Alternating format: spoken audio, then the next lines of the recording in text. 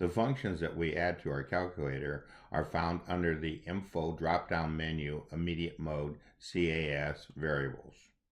Here we will click on Finite Math. The free and light do not have finance options, so what we have done is add these four functions to our calculator. Shown over here in our calculator is the simple interest formula and the compound interest formula, which we have already added. We will now add the last two. Double click on loan, shift click, right click, copy, go over to our calculator, Control V, press enter. Do the same process for IRA. Double click, IRA, shift click, right click to copy,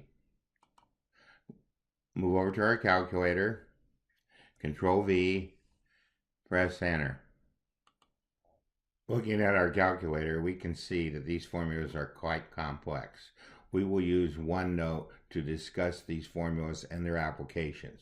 One last thing, let's press the var command, the CAS button, hit the program button, and we see that we have compound interest, IRA, loan, and simple interest all added to our calculator. In this video, we work with the effective rate of interest. We have this table where we calculate the future value of $1,000 at 4% with various periods: annual, semi-annual, quarterly, monthly, and daily. After we calculate the future value, we calculate the effective interest rate. So we have added the effective interest rate to our table. We see on our calculator an effective rate function that we have added.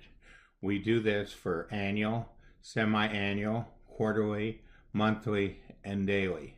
We also do the reverse calculation. We're given the effective rate, what was the rate to begin with.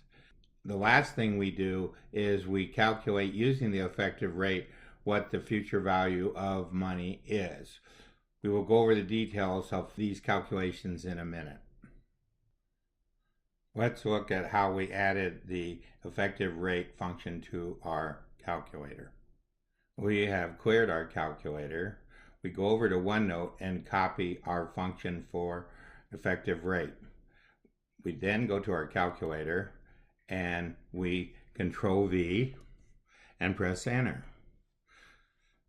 If we take a look at our var and program, we see that we have our compound interest, IRA, loan, effective rate, and simple interest formulas in our calculator.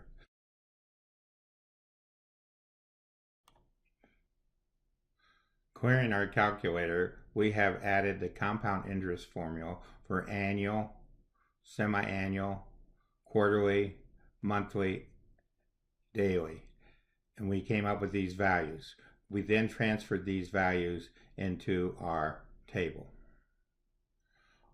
Our last screen shows us clearing our calculator, using our var key, using program, and using the effective rate of interest function.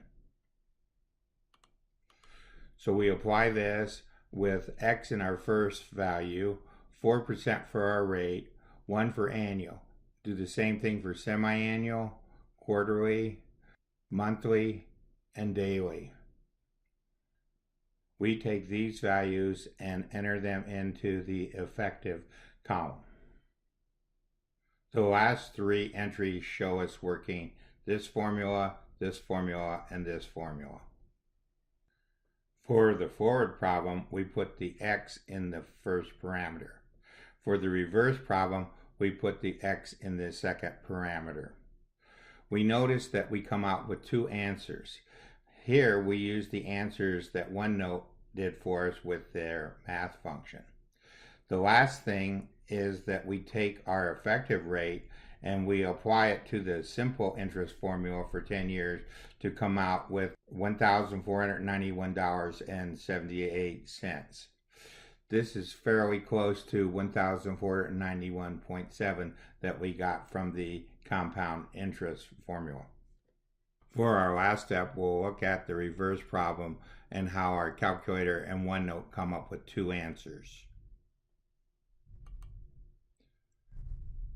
We highlight this particular expression, go to our draw mode, hit the math key, and then select an option, solve, and we come up with the answers here.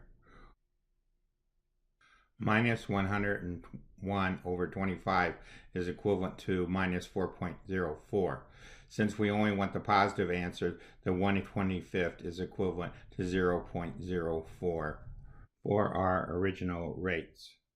This concludes our lesson on effective rate.